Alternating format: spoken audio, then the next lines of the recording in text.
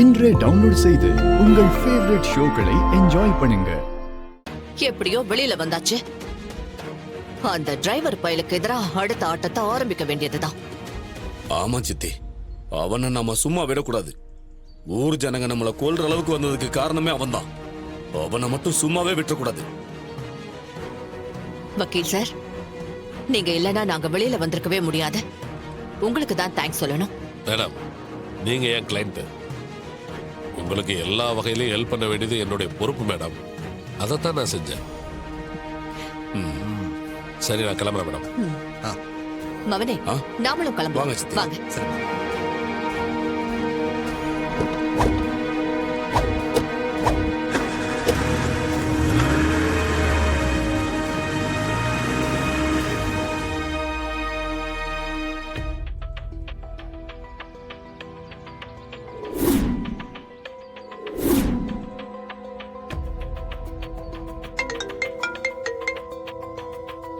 Hello sir, நான் ஸ்டேஷன்ல இருந்து கான்ஸ்டபிள் பழனி பேசுறேன் சார்.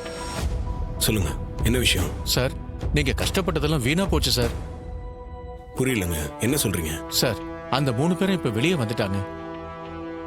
எப்படி?